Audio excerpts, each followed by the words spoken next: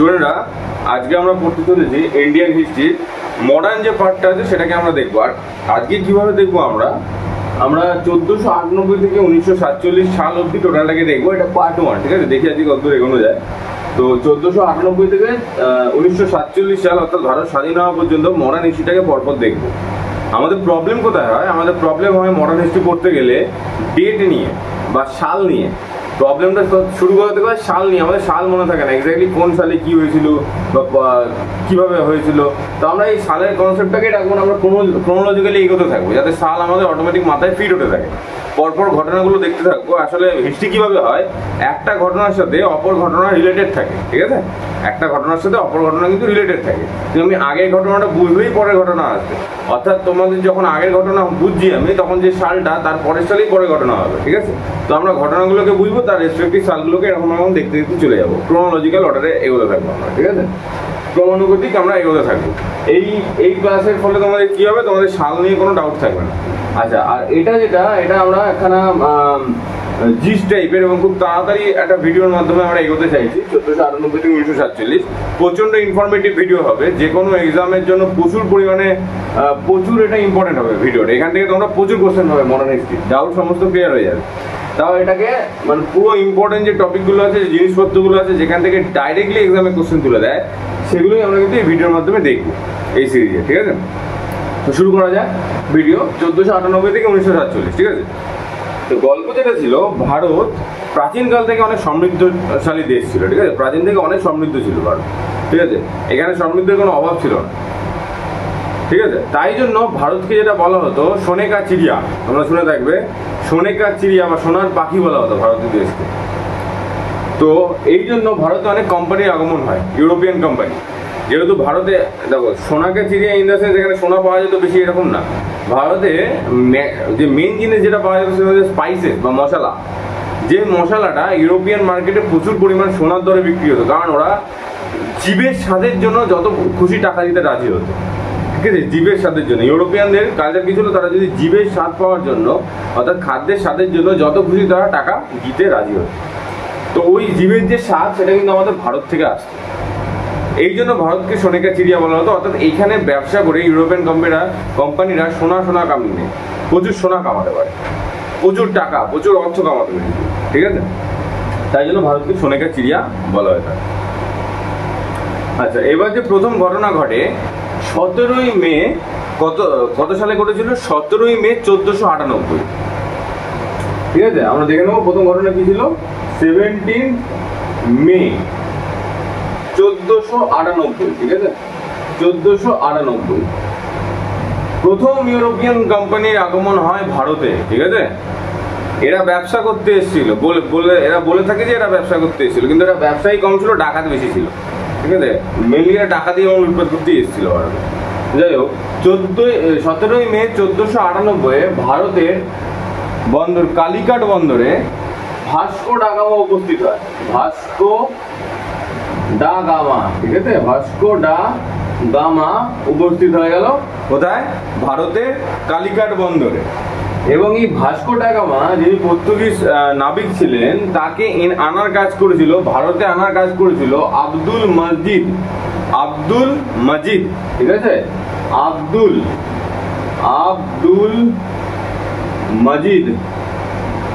মজিদ নামক একজন মার্চেন্ট, যিনি গুজরাটি মার্চেন্ট ছিল, ঠিক আছে? আব্দুল মজিদ নামক একজন গুজরাটি মার্চেন্ট ভাস্কো ডা গামাকে ভারতে নিয়ে আসার কাজ করেছিল, ঠিক আছে? ভারতে নিয়ে এসেছিল। তো আমাদের বলা হয়ে থাকে যে ভারতের প্রথম রুট কে আবিষ্কার করেছিল, ভারতে আসার পথ অনেক আগে থেকে আবিষ্কার ছিল, ঠিক আছে? ভারতে আসার পথ কেউ আবিষ্কার করেনি, অনেক আগের থেকেই ভাস্কো ডা গামার অনেক আগের থেকে অনেকে ভারতে এসেছিল, ঠিক আছে? তো আব্দুল মজিদ ভারতকে জলপথে ভাস্কো ডা গামাকে ভারতে নিয়ে এসেছিল। প্রথম ভাস্কো ডা গামার ক্ষমতা ছিল রুট আবিষ্কার করার, আব্দুল মজিদ নিয়ে এসেছিল ভাস্কো ডা গামাকে। কিন্তু আমাদের স্ট্র্যাটেজিক্যালি যখন কোশ্চেন দেবে ভারতে প্রথম কে এসেছিল বা কোন ইউরোপীয় প্রথমে এসেছিল, সেটা হচ্ছে পর্তুগিজ, এবং কে ভারতে আসার পথ আবিষ্কার করেছিল এটা আমাদের এখন কোশ্চেনে পড়ানো হয়। তা আমাদের অ্যান্সার দিতে হবে ভাস্কো ডা গামা, ঠিক আছে? তো ভাস্কো ডা গামা কোন বন্দরে এসে পৌঁছায়? কালিকাট। প্রত্যেকটা জায়গা থেকে কিন্তু কোশ্চেন দেয়, ঠিক আছে? কালিকাট বন্দরে এসে পৌঁছায়। কোন বন্দরে এসে পৌঁছায় ভাস্কো ডা গামা? সেটা হচ্ছে কালিকাট। ঠিক আছে, ভাস্কো দা গামা কালিকাট বন্দরে এসে পৌঁছায়।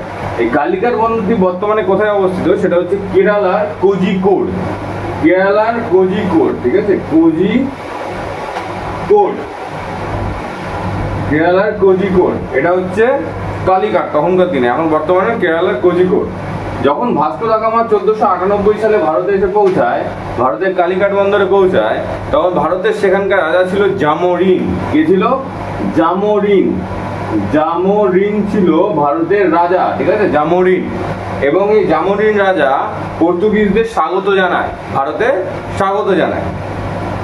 ভাস্কো দা গামা ভারতের আগমন হয় এবং ভাস্কো দা গামা বলা হয়ে থাকে যে ভাস্কো দা গামা ভারত থেকে যে মালপত্র নিয়ে গেছিল প্রচুর পরিমাণে, এবং সেটা যখন ইউরোপিয়ান কোম্পানিতে ইউরোপিয়ান মার্কেটে গিয়ে বেচেছিল, ঠিক আছে, প্রায় 600% প্রফিট কামিয়েছিল। 600 মানে বোঝা যাচ্ছে, 600%, শতকরা 600% ও প্রফিট কামায়, লাভ করে ভারতীয় মার্কেট থেকে মালপত্র নিয়ে গিয়ে 600% প্রফিট করে। এবং এই ঘটনা যখন সবাই জানতে পারে, সব ইউরোপিয়ান কোম্পানি ভারতের দিকে তাকাতে থাকে, ভারতে আসার সুযোগ খুঁজতে থাকে, ঠিক আছে, ভারত দখলের চেষ্টা করতে থাকে। এরা আগেই বলছি ব্যবসা কম, এরা ডাকাতি করার উদ্দেশ্যে ভারতে আসছিল, ঠিক আছে। তো ভারতে আসার চেষ্টা করতে থাকে সব ইউরোপিয়ান কোম্পানি। ব্যাপারটা হলো 1498 সালে ভাস্কো দা গামা ভারতে এলো, ভারতে আসার পথ আবিষ্কার করলো, তাকে গাইড করেছিল আব্দুল মাজিদ, ঠিক আছে। এবং সেই সময় রাজা ছিল জামোরিন। কোন বন্দরে ছিল? কালিকাট, ঠিক আছে, যেটা বর্তমানে কেরালার কোজিকোড। আচ্ছা, এখান থেকে মাল নিয়ে গেছিল, ইউরোপিয়ান মার্কেটে বিক্রি করেছিল। কত পার্সেন্টেজ প্রফিট করেছিল? 600%। এই যখনই ইউরোপিয়ান মার্কেটে এত পার্সেন্টেজ প্রফিট করে, নতুন নতুন মাল নিয়ে যায়, তখন ইউরোপিয়ান সব কোম্পানির চোখ পড়ে যায় ভারতের দিকে, তারা শোনে ভারতের সম্বন্ধে এবং তারা আসতে শুরু করে দেয় ভারতে, ঠিক আছে। তো 1498 সালে ভাস্কো দা গামা পৌঁছানোর পর পরবর্তীতে 1502 সালে পর্তুগিজরা ভারতে প্রথম ফ্যাক্টরি তৈরি করে, ঠিক আছে। প্রথম ফ্যাক্টরি কোথায় তৈরি করা হয়েছিল? কোচিন। কোথায় তৈরি করা হয়েছিল? কোচিন, ঠিক আছে, কোচিন, যেটা বর্তমানে কোচি নামে পরিচিত, ঠিক আছে, বর্তমানে কি কোচি নামে পরিচিত, ঠিক আছে। প্রথম ফ্যাক্টরি কোথায় ছিল? কোচিনে, ঠিক আছে, যেটা বর্তমানে কোচি নামে পরিচিত। বোঝা গেল?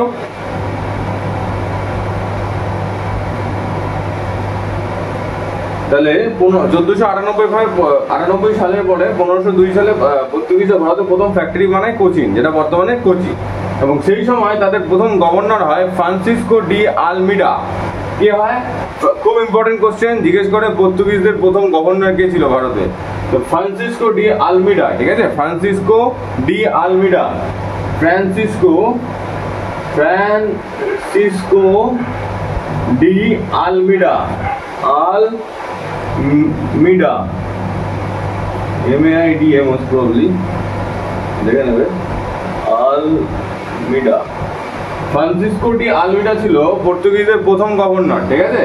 এবং প্রথম যে ফ্যাক্টরি পর্তুগিজরা ভারতে তৈরি করেছিল সেটা হচ্ছে কোচিন বা বর্তমানের কোচিতে। তাহলে বোঝা গেল এখান থেকে। কিন্তু পর্তুগিজদের অ্যাকচুয়ালি লক্ষ্য ছিল কিসের ওপর? গোয়ার ওপর, ঠিক আছে। পর্তুগিজদের অ্যাকচুয়ালি লক্ষ্য ছিল গোয়া দখলের ওপর, গোয়াকে দখল করার ওপর, ঠিক আছে। গোয়াকে এরা দখল করতে চাইছিল পর্তুগিজ, ঠিক আছে। যদি আমরা ভারতের ম্যাপটাকে বুঝি,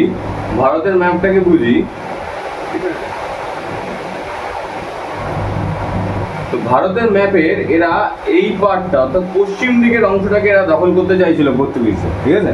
কেন পশ্চিম দিকের অংশটাকে দখল করতে চাইছিল? কারণ এখানে সমুদ্র আছে, আরবিয়ান সি, ঠিক আছে, এবং এই সমুদ্রের মাধ্যমে তারা ব্যবসা বাণিজ্য চালাতে পারবে। যেহেতু তারা ব্যবসা করতে এসেছিল, এই মোটো নিয়ে এসেছিল, আর সেই সময় ব্যবসা করার একমাত্র জায়গা ছিল জলপথ, স্থলপথে ব্যবসা হতো না। এবং ইউরোপিয়ান কোম্পানিদের সাথে ব্যবসা করতে গেলে বা অন্যান্য দেশের সাথে ব্যবসা করতে গেলে তাকে জলপথেই যেতে হবে। তাই জন্য তারা কোস্টাল এরিয়াকেই চুজ করতে থাকে। যে কোনো কোম্পানি, খালি পর্তুগিজ না, ব্রিটিশরা, আমরা পরবর্তীকালে দেখবো ডাচরা, সবাই কিন্তু এসে এই কোস্টাল এরিয়াকেই দখল করবে। এর কারণ ছিল তাদের মেন মোটো ছিল ব্যবসা করা, ব্যবসার মাধ্যমে তারা টাকা পয়সা কামাবে, তারপরে তো তারা ডাকাতি করেছিল, আলাদা ব্যাপার। কিন্তু তাদের মোটো যেহেতু ছিল ব্যবসা করা, তাই জন্য প্রত্যেকে কোস্টাল এরিয়াকেই দখল করবে, ঠিক আছে, কোস্টাল এরিয়াতেই তার রাজধানী বানাবে, ঠিক আছে। তো এরা এদের রাজধানী কোচিনকে তো বানিয়ে ফেলে, কিন্তু এদের অরিজিনাল উদ্দেশ্য ছিল গোয়াকে দখল করা, ঠিক আছে। এবং এরা আরেকটি পলিসি চালু করতে থাকে, যার নাম দিয়েছিল ব্লু ওয়াটার পলিসি। কোশ্চেন দেয়, কারা ব্লু ওয়াটার পলিসি জারি করেছিল? ঠিক আছে, পর্তুগিজরা। কি নাম দিয়েছিল? Blue water policy. Blue water policy, ঠিক আছে? কি নাম দিয়েছিল? Blue water policy. অর্থাৎ ব্লু ওয়াটার পলিসির মানে হচ্ছে তারা বলেছিল যে ভারতে কেল্লা তৈরি করাচ্ছে, কেল্লা বানানোর থেকে সমুদ্রে দখলদারি করা বেশি বেশি দরকার। অর্থাৎ সমুদ্র বা নেভিকে শক্তিশালী করা দরকার, সমুদ্র পথকে শক্তিশালী করা দরকার। কারণ পর্তুগিজরা ভেবেছিল বা বুঝেছিল ভারতে যেরকম আইটেমস আছে তারা যেটাকে বিক্রি করে যে পরিমাণ টাকা কামাতে পারে, সেটা যাতে অন্য কোনো ইউরোপিয়ান শক্তি না কামাতে পারে তার জন্য সমুদ্রকে তাদের স্ট্রং করতে হবে, ঠিক আছে? কারণ যত কোম্পানি ভারতে আসবে তারা কিন্তু সমুদ্রের পথেই আসবে, বোঝা গেল? তারা কিন্তু সমুদ্রের পথেই আসবে। তাই জন্য ওরা বুঝে গেছিল যে সমুদ্রকে স্ট্রং করানোর দরকার আছে, আমাদের ভারতে কেল্লাবন্দির দরকার নেই এই মুহূর্তে। তো এই জন্য ওরা পলিসি নিয়ে থাকে যার নাম দেওয়া হয় ব্লু ওয়াটার পলিসি। এক্ষেত্রে ওরা সমুদ্রকে শক্তিশালী করার উপরে ধ্যান দিয়ে দেয় পর্তুগিজরা। এর পরবর্তীতে পর্তুগিজদের তো ইচ্ছা ছিল গোয়াকে দখল করা, মানে এবার খিদে পাচ্ছে, একের পর এক জায়গায় দখল করবো, ঠিক আছে? ভারতে বুঝে গেল এরা যে ভারতের যত জায়গায় আমরা দখল করতে পারি তত আমাদের লাভ।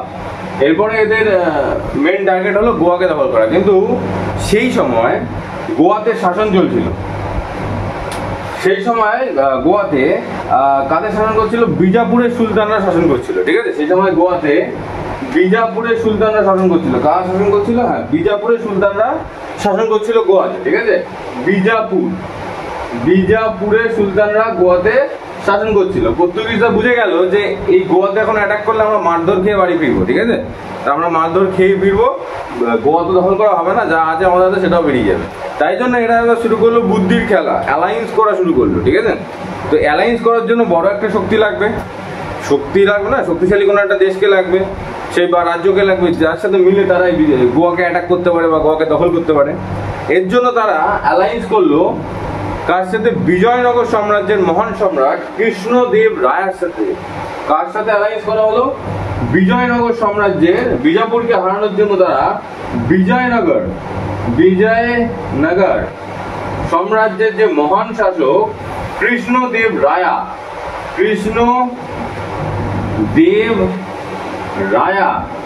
ইনার সাথে তারা অ্যালায়েন্স করলো এবং কৃষ্ণদেব রায়ার সহযোগিতায়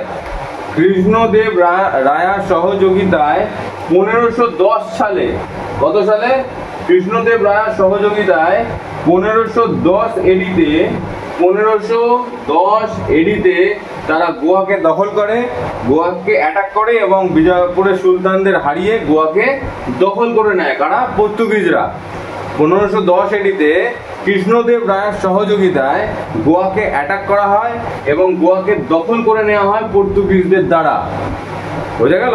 অর্থাৎ পর্তুগিজরা ভারতে ঘাঁটি জমিয়ে বসলো, প্রথম দখলদারি শুরু হয়ে গেল পর্তুগিজদের। এবার ডাকাতি, মানে ইউরোপিয়ানদের যে মোটো ছিল ভারতের সাম্রাজ্য বিস্তার করা, এবার এখান থেকে শুরু হলো, বোঝা যাচ্ছে?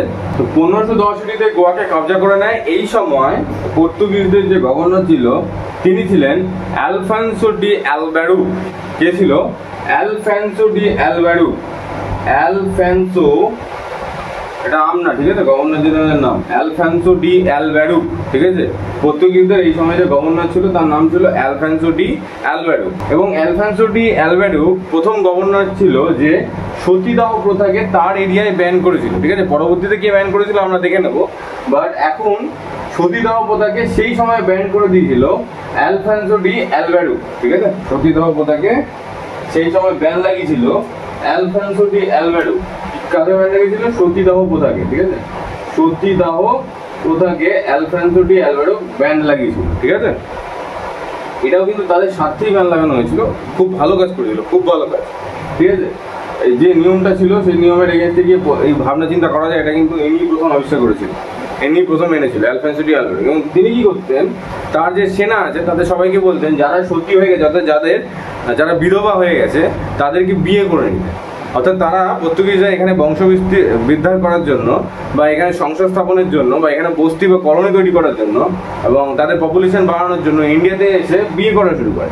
তাদের বিয়ে করতো যারা বিধবা হয়ে যেত তাদের। এর ফলে তখন কি হতো? রীতি রিবাজ বিধবাদের তো সতীদাহ করে ফেলা হতো। ওই প্রথাটাকে বন্ধ করে তারা বিধবাদের বিবাহ করা শুরু করে, ঠিক আছে? তো এই কাজটা এখানে আলফানসো ডি অ্যালভারোকে দ্বারা করা হয়েছিল, ঠিক আছে? এটা কিন্তু আমাদের মনে রাখতে হবে। প্রথম ভারতে সতীদাহ কে ব্যান করেছিল? Alfonso de Alvaro. ভারতে না, মানে তার এরিয়া। তো সতীদাহ প্রথা অব্দি আমরা দেখে নিলাম, ঠিক আছে। এরপর 1530 আমরা কিন্তু ক্রোনোলজিক্যালি এগোচ্ছি, পরপর এগোচ্ছি। 1530 এডিতে তারা গোয়া তো ক্যাপচার করেই নিয়েছে, এবার কি করতে হবে, তাদের রাজধানীকে গোয়াতে কনভার্ট করতে হবে। এতক্ষণ তাদের রাজধানী কোথায় ছিল, কোচিনে ছিল। এবার 1530-এ এই কাজটা করা হয় যে তাদের রাজধানীকে কনভার্ট করে দেওয়া হয় কোচিন থেকে গোয়াতে। কাদের রাজধানী, পর্তুগিজদের রাজধানী কোচিন থেকে গোয়াতে কনভার্টেড হয়ে যায়, ঠিক আছে। পর্তুগিজদের রাজধানী কোচিন থেকে কোথায় কনভার্টেড হয়ে যায়, গোয়াতে। পর্তুগিজদের রাজধানী কোচিন থেকে চলে আসে গোয়াতে 1530 সালে, ঠিক আছে। এই সময় পর্তুগিজদের যে গভর্নর ছিল তার নাম হচ্ছে নিনো ডি কুনহা। নিনো ডা কুনহা, নিনো ডা কুনহা, কুনহা, ঠিক আছে। নিনো ডা কুনহা, এটা এই ছিল সেই সময় পর্তুগিজদের গভর্নর, ঠিক আছে। যে সময় গোয়াতে ক্যাপিটাল ট্রান্সফার হলো 1530 সালে, তারপরে কি হয়, পর্তুগিজদের ক্যাপিটাল কোচিন থেকে গোয়াতে ট্রান্সফার হয়, ঠিক আছে। এই সময় পর্তুগিজদের গভর্নর কে ছিল নিনো ডা কুনহা, বোঝা যাচ্ছে। এরপর পর্তুগিজরা তাদের সাম্রাজ্য আরো বিস্তার করতে চায়, ঠিক আছে। এরা কি ছিল, আমি প্রথমে বলেছিলাম এরা ডাকাত ছিল, এসেছিল তো ব্যবসায়িক হিসাবে, কিন্তু ছিল এরা অ্যাকচুয়ালি ডাকাত। তো এরা ভারতে কি করতে চায়, সাম্রাজ্যকে বিস্তার করতে থাকে, ঠিক আছে। তো ভারতের যে জায়গাটা ছিল, মানে ভারতের যে জায়গাটা যদি আমি দেখি, এটা গুজরাটের পরের থেকে যে কোস্ট, তো এরা প্রায় গোয়ার কাছাকাছি তো দখল করেই নিল। ভারতের নিচের দিকে যে পোর্শনটা আছে গোয়ার কাছাকাছি তো প্রায় এরা দখল করেই নিল, ঠিক আছে। এরপর এদের চোখ গেল এরই ওপরের জায়গায়, ঠিক আছে, যেখানে বর্তমান বোম্বে আছে, ঠিক আছে, বা মুম্বাই আছে, বর্তমানে মুম্বাই আছে, সেই অংশে এদের চোখ গেল। তখন মুম্বাই বলে কিছু ছিল না, তখন ছিল দমন এবং দিউ, ঠিক আছে। এবং বোম্বেই ছিল পুরো দমন আর দিউর আন্ডারে, ঠিক আছে। দমন দিউ ছিল একটা বিশাল বড় ক্ষেত্র এবং তার আন্ডারেই বোম্বে ছিল। তারপর এরা সাম্রাজ্য কিন্তু এবার বিস্তার করা চালু করে দিল। যেই এরা গোয়াকে দখল করলো, এদের চোখ চলে গেল তারও উপরের দিকে, ঠিক আছে, মুম্বাইয়ের দিকে দখল করা। সেই সময় মুম্বাই এরকম ভাবে ছিল না, মুম্বাই দমন আর দিউয়ের মধ্যে ছিল। আস্তে আস্তে এটা পুরো ওয়েস্টার্ন কোর্টকে জিততে চলেছে, ঠিক আছে। পুরো ওয়েস্টার্ন কোর্টকে, ওয়েস্টার্ন যে কোর্ট, যে পশ্চিমী যে ভারত ছিল, পশ্চিম দিকে যে পুরো ভারতটা, যেটা আরবিয়ান তটের উপর অবস্থিত, পুরো ভারতকে এবার এরা কবজা করতে চলেছে। তার মধ্যে খানিকটা তো পড়ে ফেলেছে গোয়া অব্দি, এইবার বাকি মুম্বাই করলেই পুরো পশ্চিম তাদের দখলে। এবার কি হলো, এদের চোখ গেল দমন এবং দিউয়ের ওপর, ঠিক আছে। দমন এবং দিউয়ের দিকে তাদের চোখ গেল, ঠিক আছে। এবং 1535 সালে পর্তুগিজরা দিউতে দখল করে নেয়, ঠিক আছে। 1535 সালে পর্তুগিজরা দিউকে দখল করে এবং 1559 এরা দমনকেও কবজা করে নেয়। কি হয়, 1535 সালে, 1530-এ তো ক্যাপিটাল ট্রান্সফার হয়ে গেল। এর পরবর্তীতে 1535 সাল, ঠিক আছে, কোন সাল, 1535 সাল, ঠিক আছে। তারা কাকে দখল করে, দিউকে দখল করে। তারা কাকে দখল করে, দিউকে। এবং 1559-এ এরা দখল করে নেয় দমনকে। দমনকে, তার মানে কি হয়ে গেল, এবার পুরো পশ্চিমী ভারত পর্তুগিজদের কন্ট্রোলে।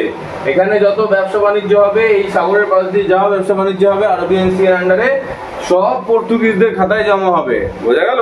তার মানে এরা শুরু করে দিল ডাকাতি বা সাম্রাজ্য বিস্তার করা, ঠিক আছে। ডাকাতি বা সাম্রাজ্য বিস্তার করা এবার চালু করে দিল। কি নামে এসেছিল, ব্যবসা করবো বলে এসেছিল। কি করলো, সাম্রাজ্য বিস্তার, অর্থাৎ ভারতকে দখলদারি করা শুরু করে দিল ভারতের উপরে, ঠিক আছে। তো এখন প্রায় ওয়েস্টার্ন ঘাট, ঘাট না, ওয়েস্টার্ন কোস্ট, ঠিক আছে, বা পশ্চিমী যে ভারত বা পশ্চিমী যে তটীয় রেখা, সেইটা পুরোপুরি চলে এলো কাদের আন্ডারে, পর্তুগিজদের কবজায়। দমন এবং দিউ ক্যাপচার করার ফলে, মানে বোঝা যাচ্ছে তারা কিন্তু সাম্রাজ্য বিস্তার করেছে। 1535 সালে তারা দিউ দখল করে, 1559-এ তারা কিন্তু দমন দখল করে নেয়, তাই তো। এই সময় কি বললাম, বর্তমানে যে বোম্বে বা মুম্বাই, এই দুটো কিন্তু এই দমন এবং দিউয়ের মধ্যেই পড়তো, বা এই দমন এবং দিউয়ের মধ্যেই ছিল, ঠিক আছে। তখন দমন দিউ বিশাল বড় ক্ষেত্র ছিল, বোঝা যাচ্ছে। এবং এই সময় কিন্তু পর্তুগিজদের গভর্নর সেই নিনো ডি কুনোই ছিল। কে ছিল, নিনো ডা কুনহা, কি নাম ভাই, নিনো ডা কুনহাই কিন্তু ছিল সেই সময় পর্তুগিজদের গভর্নর। পর্তুগিজদের কটা গভর্নর সম্বন্ধে আমরা জেনে গেলাম, জেনে গেলাম 3 জনের সম্বন্ধে জেনে গেলাম, তাই তো। প্রথম ছিল ফ্রান্সিসকো ডি আলমেডা, তারপরে অ্যালবারুক, আর তারপরে নিনো ডা কুনহা। ফ্রান্সিসকো ডি আলমেডা প্রথম ছিল, তারপরে অ্যালবারুক কি করেছিল, সতীদাহ প্রথাকে ব্যান লাগিয়েছিল। এবং তারপরে নিনো ডা কুনহার আমলে কি হয়েছিল, নিনো ডা কুনহার আমলে যে বড় ঘটনা ঘটেছিল সেটা হচ্ছে ক্যাপিটালকে ট্রান্সফার করা হয়েছিল। কোথা থেকে, কোচিন থেকে দিল্লিতে ক্যাপিটাল ট্রান্সফার হয়েছিল পর্তুগিজ, সরি দিল্লি না, গোয়াতে। কোচিন থেকে গোয়াতে ক্যাপিটাল ট্রান্সফার হয়, যে গোয়া এরিয়ায় ক্যাপিটাল ট্রান্সফার করা হয়। ক্যাপিটাল কোথায় ট্রান্সফার করা হয়? গোয়াতে। গোয়াটা মিডল পোর্শন ছিল, দুদিককে কন্ট্রোল করা খুব সুবিধা, তাই জন্য গোয়াতে ক্যাপিটাল ট্রান্সফার করা হয়, ঠিক আছে, পর্তুগিজদের। তোমরা যদি গোয়ায় যাও দেখবে পর্তুগিজদের বড় বড় কিল্লা বানানো আছে, চার্চ বানানো আছে, ঠিক আছে। গোয়াতে তোমরা গোয়াতে ক্যাপিটালকে ট্রান্সফার করা হয় নীলনদাখুনার সময়, এবং এই সময় দমন এবং দিউকেও ক্যাপচার করা হয়, এবং পর্তুগিজরা প্রায় ওয়েস্টার্ন বা পশ্চিমী ভারতকে দখল করে নেয়, ঠিক আছে, বা পশ্চিমী জায়গায় তারা সাম্রাজ্য বিস্তার করে নেয়। একটা বিশাল বড় এরিয়া, বিশাল বড় একটা কোস্টাল পথকে তারা তাদের দখলে নিয়ে নেয়, ঠিক আছে। তো পর্তুগিজ সম্বন্ধে আমরা জেনে নিলাম, এবার আমরা দেখতে আসবো কার সম্বন্ধে, ব্রিটিশের সম্বন্ধে খানিকটা দেখবো। কি দেখবো? ব্রিটিশরা কিন্তু এখনো ভারতে আসেনি, এরা ভারতের সম্বন্ধে সমস্ত খোঁজ পেয়ে গেছে, এবং এরা প্রচন্ড স্মার্ট একখানা প্রাণী, ঠিক আছে। কেন? এরা কিন্তু বসে বসে প্ল্যানিং করছে কি করে ভারতে এসে এবার দখল করা যায়। ওরা তো অলরেডি পশ্চিমঘাট নিয়ে নিয়েছে, পশ্চিম দিকের জায়গা নিয়ে নিয়েছে। আমরা কি করবো, আমরা কোথায় কি করবো, কিভাবে প্ল্যানিং করবো, পুরো প্ল্যানিং চলছে, পুরো প্রিপারেশন ব্রিটিশদের চলছে। আর ব্রিটিশে এমন জিনিস ছিল, এটা কিন্তু উইদাউট প্রিপারেশনে কোথাও যেত না। এরা যেখানে যাবে ফুল প্রিপারেশন নিয়ে যাবে, এবং এরা সফলতা অর্জন করবে। এবং এদের মধ্যে আরেকখানা ছিল, কেউ লাঠি ঝাঁটা মারলেও তারা কোনো চাপ নেই, এদের মধ্যে কোনো ইগো ফিগো নেই। লাঠি ঝাঁটা মারলেও তাদের কাছে হ্যাঁ করে ওরা চলে যাবে। পরবর্তীকালে তারা কিন্তু অবস্থা খারাপ করে দেয় ব্রিটিশরা। এই ধরনের একখানা প্রাণী, যারা একবার যদি ঢুকে যায় সেখানে অবস্থা খারাপ করে দেবে। কিন্তু এদের কোনো ইগো নেই, মানে একে যদি লাঠি ঝাঁটা মারলেও প্রথমে এরা মেনে নিত সবকিছু। তো এই জন্য এরা কিন্তু সাম্রাজ্য বিস্তার করতে পেরেছিল প্রচুর, আর প্রচন্ড স্মার্ট ছিল, প্রচুর ক্যালকুলেটিভ ভাবে এরা চলতো। আমাদের ক্যালকুলেশনটা এটা বুঝবো, ঠিক আছে, কিভাবে ইংরেজরা কি ক্যালকুলেশন করেছিল। এখনো পর্যন্ত ইংরেজরা কিন্তু আমরা কোথাও দেখতে পাইনি। এবার ইংরেজরা প্রিপারেশন নিয়ে শুরু করলো, ঠিক আছে। এবং প্রথম প্রিপারেশন হিসেবে কি করলো, ওদের একজন লোককে পাঠিয়ে দিল ভারতে, ঠিক আছে, যে তুমি দেখে আসো ভারতের কি কন্ডিশন, কেমন টাকা পয়সা পাওয়া যেতে পারে, কিরকম সম্পদ আছে, অনেক কিছু তো ভারতের সম্বন্ধে শুনেছি, তুমি একটু সার্ভে করে আসো ভারতে, ঠিক আছে। একজনকে ব্রিটিশরা কি করলো, সার্ভে করতে পারবে, হয়ে যাচ্ছে। তো সার্ভে করার জন্য 1582 সালে র্যালফ ফিচ, এটা আমি মুছে দিলাম, আশা করি তোমরা টুকে নিয়েছো, যদি না টুকে থাকো তাহলে পজ করে টুকে নিও, ঠিক আছে। পর্তুগিজ সম্বন্ধে অনেকটা আমরা জানলাম, এরপরে আমরা আস্তে আস্তে ঢুকবো ব্রিটিশের দিকে, অন্যান্য ইউরোপিয়ান কোম্পানির দিকে, এবং তাদের মধ্যে যে ঝামেলা ঝামেলি হয়েছিল, মারামারি হয়েছিল, সেগুলো আমরা দেখবো। এরপরে কি হলো, 1582 সালে র্যালফ ফিচ, কে এসেছিল? র্যালফ ফিচ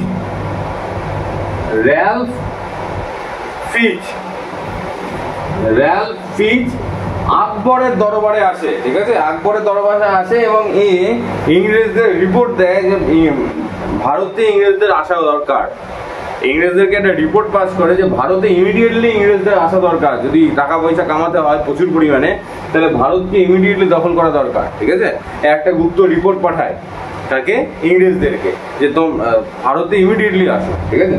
এবং এরই রিপোর্টের ভিত্তিতে 1599 সালে, কোন সালে? 1582 র্যালফ ফিচ এলো, এরপরে 1599 সালে, ঠিক আছে, 1599 সালে ব্রিটিশ যে কুইন ছিল, যে রানী, ব্রিটিশদের যে রানী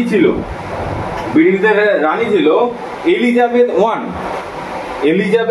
ব্রিটিশদের রানী এলিজাবেথ ওয়ান একটি শাহী আইন, বা যেটাকে বলে কি বলে, রয়্যাল চার্টার, একটি শাহী আইন তৈরি করে।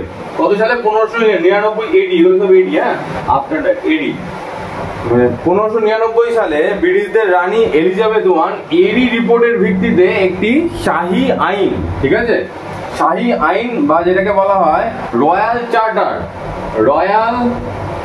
চার্টার তৈরি করে ফেলে, ঠিক আছে। 1599 সালে ব্রিটিশের রানী একটা রয়্যাল চার্টার তৈরি করে, বা রয়্যাল চার্টার পাস করে, যার ফলে স্থাপনা হয়ে যায় 1600 সালে, কাজ স্থাপনা হয়ে যায় ব্রিটিশ ইস্ট ইন্ডিয়া কোম্পানির, স্থাপনা হয় ব্রিটিশ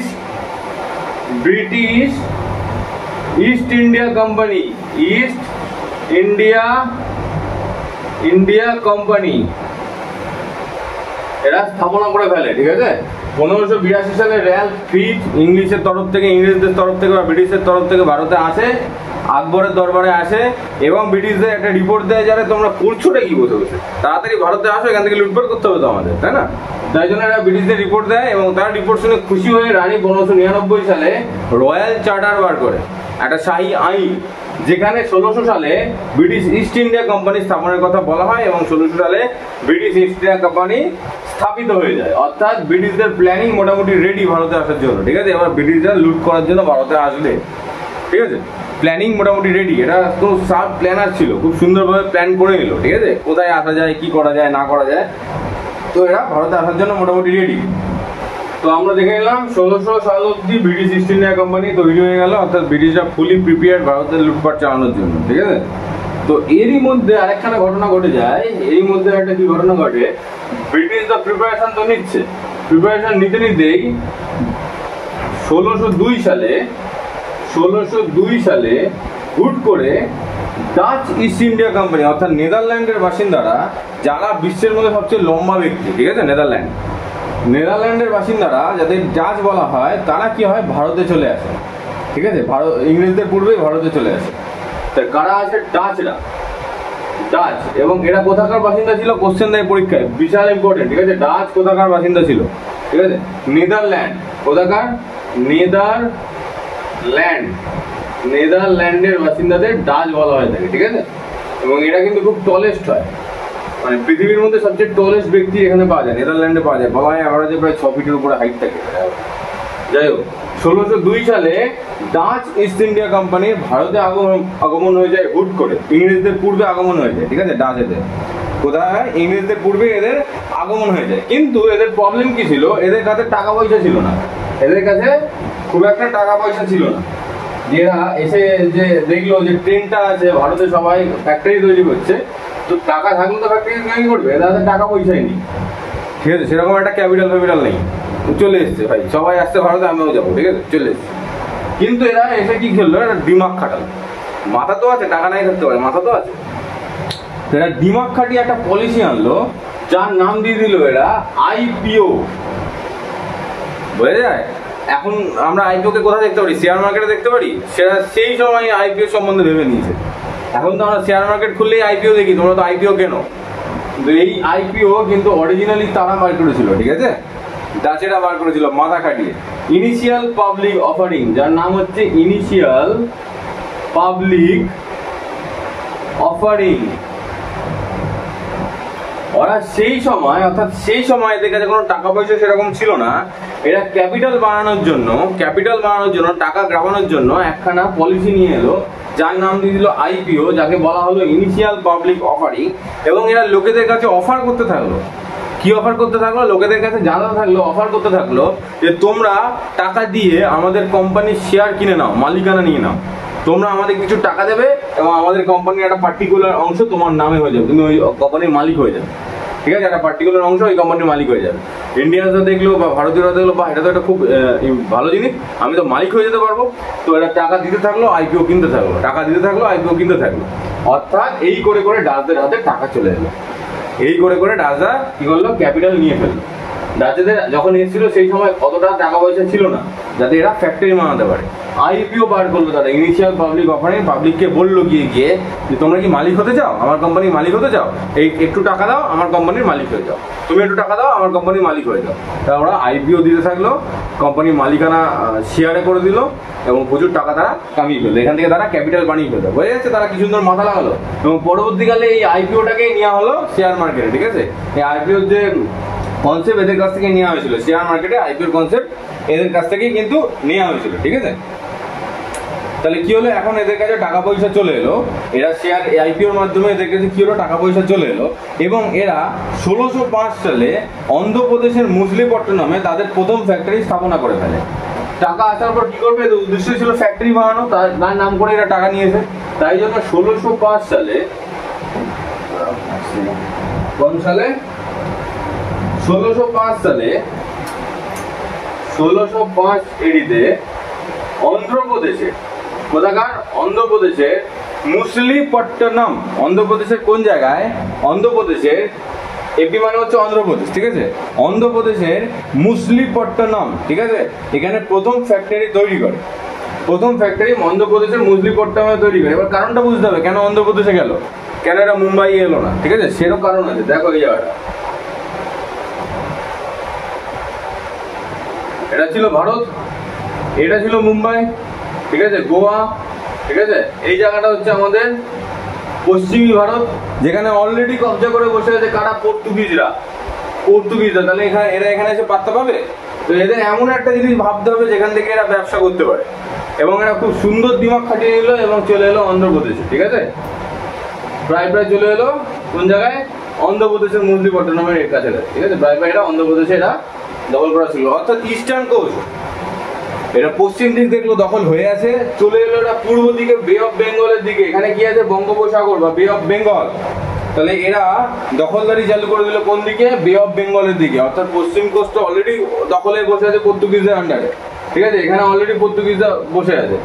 তো ডাচেরা বা নেদারল্যান্ডের বাসিন্দারা প্রথমে তাদের অন্ধ্রপ্রদেশের মছলিপট্টনমে ফ্যাক্টরি তৈরি করে ফেলে। ঠিক আছে, এরপরে এরা ইস্টার্ন কোস্ট ধরেই ওপর দিকে উঠতে থাকলো এবং নিচের দিকে নামতে থাকলো। ইস্টার্ন কোস্টকেই এরা পুরো টার্গেট করলো। ঠিক আছে, আর পশ্চিমের দিকে তারা যেতে পারবে না, তাই জন্য তাদেরকে এখন পুরোপুরি পূর্বের দিকে এদেরকে এখন কোম্পানি খুলতে হবে। তো অন্ধ্রপ্রদেশের পর এরা কোম্পানি তৈরি করলো পাটনা, বালাসোর এবং চুচুড়া। চুচুড়া মানে হচ্ছে বাংলা। ঠিক আছে, বাংলার চুচুড়া, আমাদের যে চুচুড়া আছে। তাহলে এরা কোথায় কোম্পানি করা শুরু করলো? ইস্টার্ন কোস্ট ধরে, অর্থাৎ পূর্ব দিকের যে তটীয় রেখা আছে সেটা ধরে এরা পরপর পূর্ব দিক যে জায়গাগুলো করছে সেইটা ধরে এরা পরপর কোম্পানি করা শুরু করলো। প্রথম তো অন্ধ্রপ্রদেশের মছলিপট্টনমে করলো, তারপরে এরা করলো পাটনাতে। কোথায় করলো? পাটনা।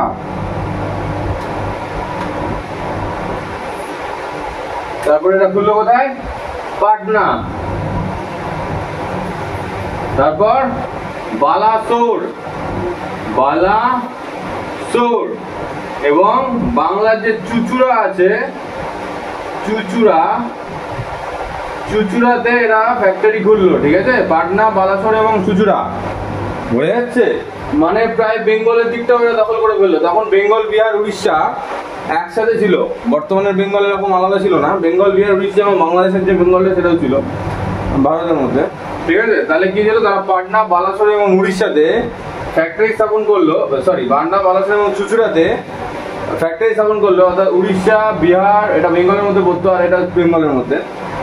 ফ্যাক্টরি স্থাপন করা শুরু করলো এবং তাদের ক্যাপিটাল বা তাদের রাজধানী কোথায় তৈরি করলো? সেটা তৈরি করলো তামিলনাড়ুতে। রাজধানী কোথায় বানিয়ে আনলো? রাজধানী বানালো তামিলনাড়ুতে। তামিলনাড়ুর কোথায়? তামিলনাড়ুর পুলিকাটে।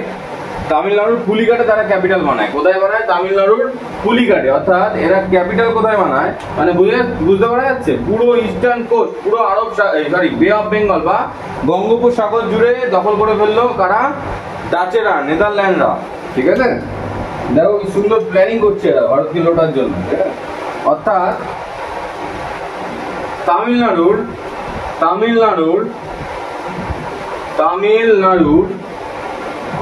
পুলিকাট এখানে এরা কি করলো? তাদের ক্যাপিটাল বানিয়ে ফেললো। ঠিক আছে, তামিলনাড়ুর পুলিকাটে তারা তাদের রাজধানী তৈরি করে ফেললো। বোঝা যাচ্ছে নেদারল্যান্ডের বাসিন্দারা কোন জায়গাটা দখল করলো? ইস্টার্ন এরিয়া, মানে পূর্ব দিক। অর্থাৎ এখন যদি আমি ভারতকে দেখি, এটা তো ভারত প্রায়, অর্থাৎ এই দিকটা, অর্থাৎ পশ্চিম দিকে কারা আছে? পশ্চিম দিকে আছে পর্তুগিজ। ঠিক আছে, এবং পূর্ব দিকে কারা আছে? নেদারল্যান্ড বা ডাচ। অর্থাৎ ভারতের পশ্চিম এবং পূর্ব দুটো ইউরোপিয়ান শক্তির আন্ডারে। একটাতে আরবিয়ান সাগর দিয়ে ব্যবসা বাণিজ্য চলছে, আরেকখানাতে বে অফ বেঙ্গল দিয়ে ব্যবসা বাণিজ্য চলছে। ঠিক আছে, অর্থাৎ আমাদের ভারতীয় রাজাদের হাতে হেরিকেন হয়ে আছে আর এরা টাকা নিয়ে চলে যাচ্ছে। ঠিক আছে, আমাদের ভারতীয় রাজাদের হাতে হেরিকেন দিয়ে এরা টাকা নিয়ে চলে যাচ্ছে। খুব ভালো।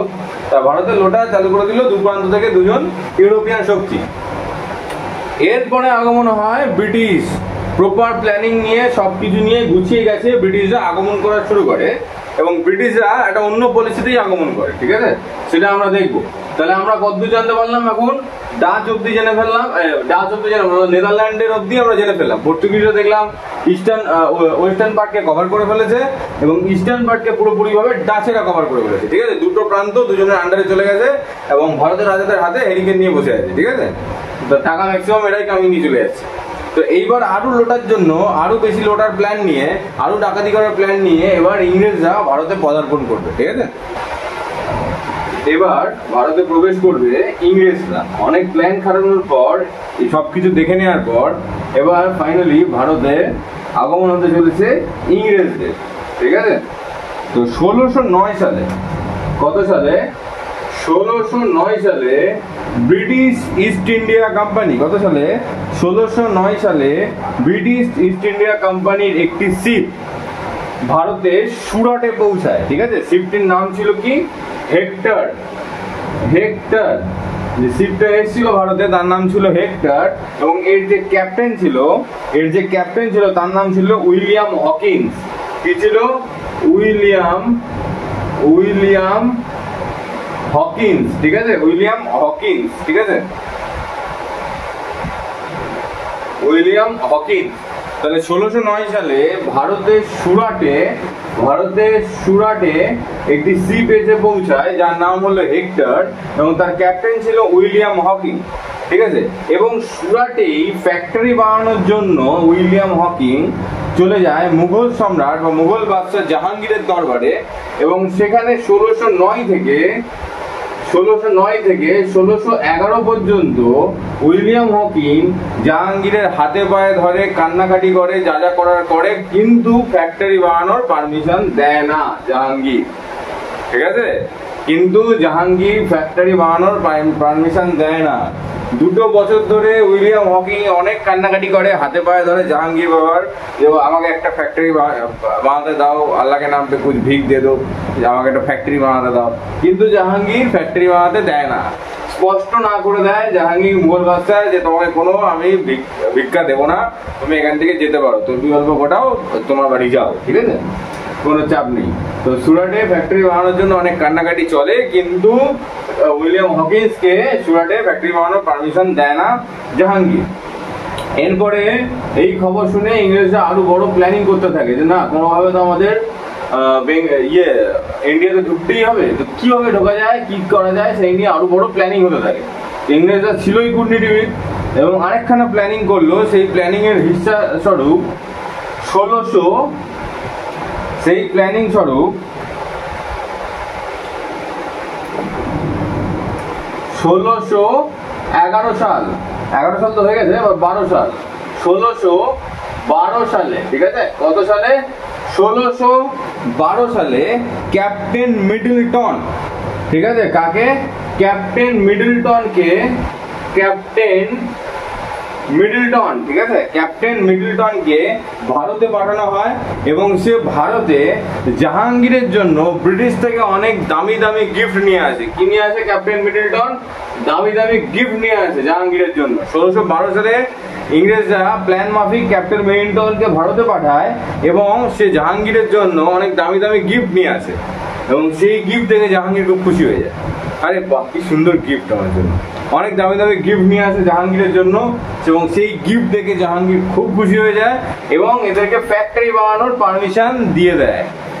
এবার গল্প যেটা হচ্ছে, ইংরেজরা ছিলই চালাক, ওরা এই গিফটটাকেই প্ল্যান করেছিল যাতে আমি পারমিশন পাই, তাই জন্য আরেকখানা প্ল্যানিংও করে এসেছিল, যখন আমি পারমিশন পাবো, এবার খালি একটা না, আগে সুরাটের জন্য কান্নাকাটি করে চলে গেছে উইলিয়াম হকিং, ঠিক আছে, এবার একটা না 3টে জায়গায় ফ্যাক্টরি বানানোর পারমিশন আদায় করে নেয় জাহাঙ্গীরকে খুশি করে।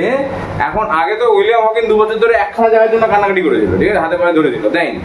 এইবার যখন পারমিশন পেলো, 3টে জায়গার পারমিশন নিয়ে নিল, ঠিক আছে। এবার মনে রাখতে হবে 3টে কি কি জায়গা, 3টে কোন কোন জায়গা, ঠিক আছে, 3টে কোন কোন জায়গায় পারমিশন নিল, ঠিক আছে। দেখো কত স্ট্র্যাটেজিক্যালি বুদ্ধি খাটিয়েছিল এরা, সেটা হচ্ছে, এটা হচ্ছে ভারত। এরা ঠিক প্ল্যান করে, এতক্ষণ আমরা কি দেখলাম, পর্তুগিজরা ছিল ভারতের এদিকে অর্থাৎ পশ্চিম দিকে, আচ্ছা, ডাচেরা ছিল ভারতের পূর্ব দিকে, ঠিক আছে, ইংরেজরা ছিল এদেরও উপর দিয়ে, ঠিক আছে। তো ইংরেজরা ভারতের 3টে ক্ষেত্রতেই ফ্যাক্টরি বানানোর পারমিশন নেয়। 3টে ক্ষেত্র কি কি? 3টে ক্ষেত্র কি কি? ওয়েস্ট, ইস্ট এবং সাউথ, ওয়েস্ট, ইস্ট এবং সাউথ, অর্থাৎ পশ্চিমী ভাগ, পশ্চিমী দিক, পূর্বী দিক এবং দক্ষিণ দক্ষিণ, অর্থাৎ এটা হচ্ছে ওয়েস্টার্ন পার্ট, ঠিক আছে, এটা হচ্ছে ওয়েস্টার্নের জায়গা, ঠিক আছে। আচ্ছা, এখানে ছিল সাউথে, এখানে ছিল সাউথে, এবং এখানে হলো ইস্টে, ঠিক আছে। ইস্টে হচ্ছে এখানে, ওই হ্যাঁ, ইস্টে হচ্ছে এরকম জায়গায় ইস্টে, ঠিক আছে। অর্থাৎ তিনটে দিককে, অর্থাৎ ত্রিকোণ ভাবে তিনটে দিককে east India company, British east India company কবজা করার চেষ্টা করে। ওরা দেখলো যে কোনো একখানা পার্ট আমরা কবজা করবো না, ওদের প্ল্যানিংটা কত সুন্দর ছিল। ওরা ভাবলো যে আমরা একটা পার্ট না, আমরা তিনটে পার্টকে কবজা করবো, তিনটে দিক, ওয়েস্ট মানে হচ্ছে পশ্চিমী দিক, পূর্ব দিক এবং দক্ষিণ দিক, কোনো একটা পার্টে আমরা থাকবো না, আমরা তিন জায়গায় থাকবো। তিন জায়গায় আমরা কন্ট্রোল বানাবো, ভারতের তিনটে ট্রিক পয়েন্টে কন্ট্রোল বানাবো, এবং এই পয়েন্ট থেকে পুরো ভারতকে আমরা ঘেরা শুরু করবো। এখান থেকে আমরা ঘেরা শুরু করবো, দিয়ে আমরা সেন্ট্রালে এসে রাজ করবো। এই ছিল এদের প্ল্যানিং, ঠিক আছে। সেই প্ল্যানিংটা এক্সিকিউট করা শুরু হয়ে যায় জাহাঙ্গীরের আমল থেকেই। আর এটা কিন্তু যেটা আমি পড়াচ্ছি সেটা এখন পুরো কমপ্লিটলি মডার্নই চলছে, ঠিক আছে। এক্ষেত্রে আমরা কিন্তু মুঘল দেখবো না, মুঘলের জন্য আলাদা থাকবে ক্র্যাশ কোর্স, ঠিক আছে। এখানে আমরা খালি মডার্ন সম্বন্ধে দেখবো, ইংরেজদের প্ল্যানিং দেখবো, 1947 অব্দি স্বাধীন হওয়া পর্যন্ত আমরা ডাইরেক্টলি ইম্পর্টেন্ট পয়েন্টগুলো আমরা দেখতে থাকবো, ঠিক আছে। তো তিনটে জায়গায় ফ্যাক্টরি বানানোর সুযোগ পেয়ে যায়, একটা হচ্ছে ওয়েস্টে, একটা ইস্টে, একটা হচ্ছে সাউথে। তিনটে জায়গায়, এটা হচ্ছে ওয়েস্টার্ন কোস্ট, এটা হচ্ছে ইস্টার্ন মানে পূর্বী কোস্ট, এটা হচ্ছে সাউথে, ঠিক আছে। তো ইংরেজরা তিনটে জায়গাকে দখল করার কথা ভেবে নেয়, সেটা হচ্ছে ওয়েস্টার্ন এরিয়া, পূর্ব দিক এবং দক্ষিণ দিক। কিন্তু এরা কিন্তু উত্তর দিককে বেছেনি, উত্তর দিককে কিন্তু এরা ফ্যাক্টরি বানায়নি। কেন বানায়নি? কারণ সেই সময় ট্রান্সপোর্টের একমাত্র মিডিয়ামই ছিল জলপথ, ঠিক আছে। এখানে ছিল আরবিয়ান সি, আর এখানে ছিল বে অফ বেঙ্গল, ঠিক আছে, বে অফ বেঙ্গল অর্থাৎ বঙ্গোপসাগর এবং আরব সাগর। এবং ব্যবসা বাণিজ্য জলপথেই হতো, স্থলপথে হতো না। সেই জন্য তারা তিনখানা কোস্টাল দিক দিয়ে ভারতকে ঘেরা শুরু করে। নর্থে এদের কোনো ইন্টারেস্ট ছিল না, কারণ এখানে ব্যবসা বাণিজ্য করা যাবে না, ঠিক আছে। তাই জন্য কোস্টাল এরিয়াকে এরা চুজ করলো। এবার গল্প যেটা, সেটা হচ্ছে তিনখানা দিককে নিল। এবার তিনটে কোন কোন দিকে, কোন কোন জায়গায় তারা ফ্যাক্টরি বানানো শুরু করে দিল সেটা আমরা দেখবো। প্রথম 1613 সালে, প্রথম ফ্যাক্টরি 1613 সালে, যেটার জন্য উইলিয়াম হকিন্স পর্যন্ত কান্নাকাটি করে গেছিল, জাহাঙ্গীর আমার হাতে পায়ে ধরে কান্নাকাটি করে গেছিল।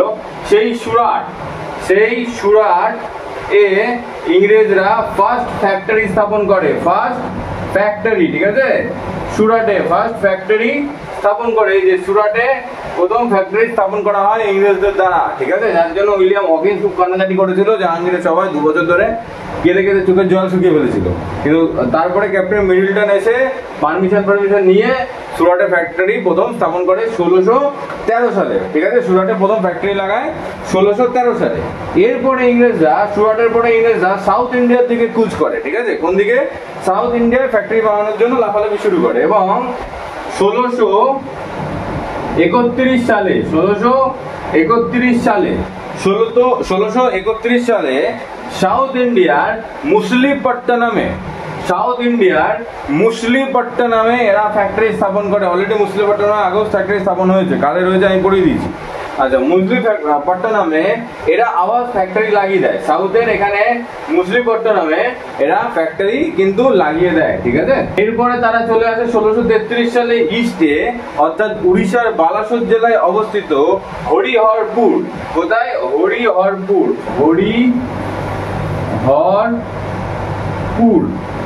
হরিহরপুরে, ঠিক আছে। হরিহরপুরে এরা ফ্যাক্টরি স্থাপন করে।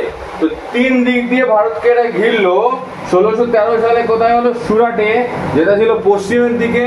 1631 সালে মুসলিপট্টনম, অর্থাৎ নিচের দিকে, সাউথের দিকে। 1631 সালে কোথায়? সাউথে। 1631 সালে কোথায়? সাউথে, ঠিক আছে, সাউথে। এবং 1633 সালে হরিহরপুর। 1633-এ হরিহরপুর উড়িষ্যার কোস্টে, অর্থাৎ উড়িষ্যা পশ্চিম দিকে, পূর্ব দিকে পড়ছে উড়িষ্যা, ঠিক আছে। তাহলে এরা তিনটে জায়গাকে কভার করলো, বে অফ বেঙ্গল এবং আরব সাগর। বে অফ বেঙ্গল এবং আরব সাগর দুটো দিককে এরা কভার করে নিয়ে ব্যবসা বাণিজ্য করা এবং পরবর্তীতে ভারতকে লুটপাট করার জন্য প্ল্যান বানানো শুরু করে দিল, ঠিক আছে। তো বোঝা গেল এই অবধি তিনখানা ফ্যাক্টরি। 1613 সুরাট, 1631-এ হচ্ছে সাউথে মুসলিপট্টনম, এবং 1633-এ ওড়িশা কোস্টে যেটা অবস্থিত হরিহরপুর। এই তিনটে জায়গায় ফ্যাক্টরি বানানো শুরু করা হয়। এবং এই তিনটে ফ্যাক্টরি বানানোর জন্য যে ইঞ্জিনিয়ার সাহায্য করেছিল তার নাম ছিল থমাস রো। ব্রিটিশদের তরফ থেকে যে ইঞ্জিনিয়ার এই 3টে ফ্যাক্টরি তৈরিতে সাহায্য করেছিল তার নাম ছিল কি? Thomas rho. কি নাম দেওয়া হয়েছিল? তার নাম কি ছিল? Thomas rho. ঠিক আছে, থমাস রো। এই 3টে ফ্যাক্টরি তৈরির যে ইঞ্জিনিয়ার ছিল বা সাহায্য করেছিল সে ছিল থমাস রো। এরপর ব্রিটিশরা আরো একটা বড় প্ল্যানিং করা শুরু করে, আরো একটা বড় চাল খাটানো শুরু করে। ব্রিটিশরা তো দেখে নিল যে আমার 3টে জায়গায় একটু একটু করে জায়গা আছে, ঠিক আছে, কিন্তু এখানে পুরোপুরি পর্তুগিজদের জায়গা আছে, এখানে পুরোপুরি ডাচেদের জায়গা আছে। অর্থাৎ এদের সাথে এটে উঠতে গেলে আমার জায়গার পরিমাণকে বাড়াতে হবে। কি করতে হবে? জায়গার পরিমাণ। খালি মাত্র এখানে সীমিত হয়ে থাকলে হবে না, আমাকে এদিকে ছড়াতে হবে। এখানে সীমিত হলে হবে না, এদিকেও ছড়াতে হবে, এদিকেও ছড়াতে হবে। তো জায়গার পরিমাণকে বাড়াতে হবে। তো জায়গা পাওয়ার জন্য এরা কি করলো? একটা কূটনীতিক চাল খেললো। এটা কি করলো? কর বেশি করে দেওয়া শুরু করলো। মানে যদি সাপোজ কোনো জায়গার কর 10 টাকা হয়ে থাকে, কোনো জমির যদি কর 10 টাকা হয়ে থাকে, ব্রিটিশরা, কারণ এদের কাছে ক্যাপিটালের কোনো অভাব ছিল না, যেটা এদের কাছে ছিল, ডাচেদের কাছে ছিল, নেদারল্যান্ডের লোকেদের কাছে ছিল। যদি কোনো জায়গার কর 10 টাকা হওয়া থাকে, এরা কি করলো? তার 10 গুণ বাড়িয়ে দিল, 100 টাকা কর দেওয়া শুরু করে দিল সেই জায়গার জন্য। এবার রাজা মহারাজা তো খুশি হয়ে গেল, বাহ কি সুন্দর লোক এরা, 100 টাকা আমাদের কর দিচ্ছে, ও আরো জমি দাও। ঠিক আছে, রাজা মহারাজারা কি বললো? আমাদের যত বাঞ্জার জমি আছে যেগুলো আমরা ইউজ করি না, যে জায়গাগুলোকে আমরা পড়ে আছে, সেগুলো এদের হাতে দিয়ে দিই, আমরা টাকা কামাতে পারবো, অনেক বেশি এরা কর দিচ্ছে। ঠিক আছে, তো এই কর দিয়ে এরা তো লোভ দিল প্রথমে, এবং এই লোভে পড়ে গেল আমাদের মানে ভারতের রাজা মহারাজারা। ঠিক আছে, এবং এর ফলে এরা কি করলো? ইংরেজদের আরো বেশি করে কর পাওয়ার লোভে বা বেশি কর পাওয়ার আশায় ইংরেজদের আরো বেশি করে জমি দেওয়া শুরু করে দিল। ঠিক আছে, ইংরেজদের আরো বেশি করে জমি দেওয়া শুরু করে দিল। বোঝা যাচ্ছে ইংরেজরা কিভাবে তাদের আধিপত্য খাটাচ্ছে, কতখানি প্ল্যানিং করে, কতটা প্ল্যানিং করে। হিস্ট্রি রিপিট ইটসেলফ, আমরা বলি না, হিস্ট্রি কিন্তু তাকেই রিপিট করে। এবং এই যে প্ল্যানিং, এটা কিন্তু বোঝার। ঠিক আছে, ভবিষ্যৎকেও দেখিনি আমরা, এই প্ল্যানিংটা অনেক কিছু বোঝার আছে। ফলস্বরূপ বেশি কর পাওয়ার লোভে 1637 সালে, কোন সালে আমরা কতদূর পৌঁছালাম? 1637 সালে। ঠিক আছে, 1498 থেকে যাত্রা শুরু করে বলেছিলাম, 1637 অবধি পৌঁছে গেলাম। 1637 সালে এই মুহূর্তে মাদ্রাজকে ব্রিটিশদের লিজে দিয়ে দেওয়া হলো। বেশি কর পাচ্ছি আমরা। আর মাদ্রাজ সেই সময় ছিল একটা বাঞ্জার জায়গা, যেখানে কিছু ছিল না। ঠিক আছে, মানে এমনি পড়েছিল মাদ্রাজের অংশটা। তো মাদ্রাজকে ব্রিটিশদের হাতে দিয়ে দেওয়া হলো। ঠিক আছে, পুরোপুরি মাদ্রাজকে ব্রিটিশদের হাতে দিয়ে দেওয়া হলো, অর্থাৎ সাউথের পার্টটা ব্রিটিশরা পেয়ে গেল। ঠিক আছে, মাদ্রাজকে ব্রিটিশদের হাতে দিয়ে দেওয়া হলো। কিন্তু এবার ব্রিটিশদের লক্ষ্য ছিল ট্রেড করার জন্য, বা ব্রিটিশদের খুব দরকার হচ্ছিল কোন জায়গাটা? বোম্বে ব্রিটিশদের খুব দরকার হচ্ছিল। ঠিক আছে, এটা বড় একটা পোর্ট, এখানে ব্রিটিশদের ব্যবসা বাণিজ্য করা দরকার হচ্ছিল। কিন্তু এখানে তো অলরেডি ঘাঁটি কেটে বসে আছে কারা? পর্তুগিজরা। এবার ব্রিটিশদের প্রবলেম হওয়া শুরু হয়। কি প্রবলেম হয়? পর্তুগিজরা তো এখানে ঘাঁটি কেটে বসে আছে, কিন্তু এদের ম্যাক্সিমাম ট্রেডিং হচ্ছিল, ব্রিটিশদের ব্যবসা বাণিজ্য করার জন্য বোম্বেকে প্রচুর পরিমাণে ইউজ করতে হচ্ছিল। তো যেন তেন প্রকারে বোম্বেকে দরকার ছিল। কিন্তু এখন ইউরোপিয়ানরা পর্তুগিজরা অনেকটা শক্তিশালী হয়ে গেছে, ভারত অনেকদিন ধরে ঘাঁটি জমিয়ে ফেলেছে। তো এদের জন্য পর্তুগিজের যে রাজা ছিল, ঠিক আছে, পর্তুগিজের যে রাজা ছিল তার নাম ছিল হেনরি জন ফোর্ড। কি নাম ছিল পর্তুগিজ রাজার? হেনরি জন ফোর্ড চতুর্থ। ঠিক আছে, হেনরি জন ফোর্ড। পর্তুগিজদের যে রাজা ছিল তার নাম ছিল হেনরি জন ফোর্ড, এবং এ ব্রিটিশ রাজা, ঠিক আছে, ইংরেজদের যে রাজা বা ব্রিটিশ রাজা চার্লস দ্বিতীয়, সেকেন্ড। ঠিক আছে, চার্লস দ্বিতীয়, ব্রিটিশদের রাজা চার্লস দ্বিতীয়কে পর্তুগিজদের রাজা হেনরি জন ফোর্ড দ্বারা বলা হয়, তোমরা চাইলে তো বোম্বেতে ট্রেডিং করতে পারো, ব্যবসা বাণিজ্য করতে পারো, কিন্তু তোমাদের 10 কেজি গোল্ড দিতে হবে প্রতি বছর কর হিসাবে। ঠিক আছে, 10 কেজি গোল্ড দিতে হবে প্রতি বছর, পার ইয়ার। ঠিক আছে, প্রতি বছর 10 কেজি গোল্ড দিতে হবে আমাকে কর হিসাবে। ঠিক আছে, তবে গিয়ে তোমরা বোম্বেতে ব্যবসা বাণিজ্য করতে পারবে। আমার কোনো আপত্তি নেই, মজাতে থাকো, বোম্বেতে আসো, ব্যবসা বাণিজ্য করো, মস্তি করো, কোনো প্রবলেম নেই, কিন্তু আমাকে প্রতি বছর 10 কেজি গোল্ড দিতে হবে কর হিসাবে, যেটা অনেকটাই বেশি ছিল। যেটা কি ছিল? অনেকটাই বেশি ছিল ইংরেজদের কাছে। ইংরেজরা দেখলো যে এখানে আমাদের প্রচুর খরচা হয়ে যাবে, লাভের গুড় তো আমার পিঁপড়ে খেয়ে নেবে। ঠিক আছে, আমি তো লাভ করতে যাবো, 10 কেজি পার গোল্ড দিতে গিয়ে তো আমার সবই খেয়ে নিল। ঠিক আছে, আমার থাকলো কি? তো এখানে একটা কূটনীতিক চাল খাটায় ব্রিটিশরা। কি করলো? একটা কূটনীতিক চাল খাটালো। ব্রিটিশের যে রাজা, ঠিক আছে, ব্রিটিশের যে রাজা ছিল, ব্রিটিশের রাজা কে ছিল? চার্লস দ্বিতীয়। সে পর্তুগিজ যে রাজা তার বোন, ঠিক আছে, পর্তুগিজ যে রাজা ছিল, কি নাম ছিল পর্তুগিজ রাজার?